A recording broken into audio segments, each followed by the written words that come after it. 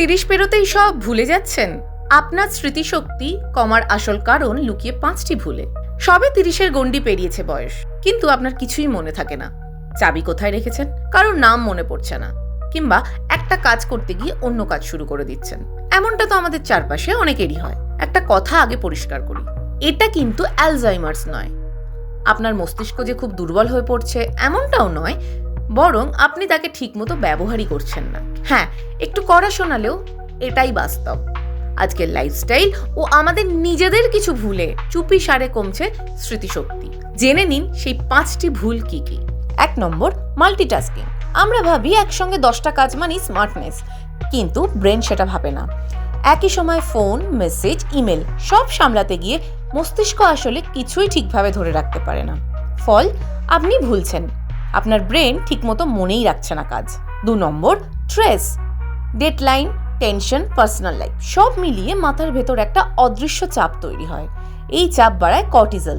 এটা একটা হরমোন যা সরাসরি স্মৃতির ওপর আঘাত করে। মানে যত বেশি স্ট্রেস তত কম ক্লিয়ার মেমোরি। 3 নম্বর, ঘুম কম। ঘুম শুধু রেস্ট নয়, এটা আপনার ব্রেনের সেভ বাটন। দিনভর যা শিখছেন, যা দেখছেন সব ঘুমের মধ্যেই স্টোর হয়। কিন্তু আপনি যদি রাত জেগে স্ক্রল করেন, তাহলে আপনার মেমোরি ফাইলগুলো সেভই করে না, ফলে কাজটাও মনে থাকে না। 4 নম্বর, পুষ্টির অভাব। বিশেষ করে ভিটামিন B12 আর ওমেগা 3 এগুলো কমে গেলে ব্রেন স্লো হয়ে যায়। ফল, ক্লান্তি, ফোকাস কমে যাওয়া, আর সেই চিরচেনা কথা, আরে এটা তো জানতাম না, এরম একটা ফিলিং হয়। 5 নম্বর, ডিজিটাল অ্যামনেশিয়া। সব কিছু এখন ফোনে, নাম্বার, রিমাইন্ডার, নোটস। মস্তিষ্ক ভাবছে যখন দরকার হবে ফোন আছে তো, ফলে সে নিজেই কিছু মনে রাখার চেষ্টা করছে না। ক্ষতি হচ্ছে আপনার। এখন প্রশ্ন, সমাধান কি? খুব জটিল কিছু না।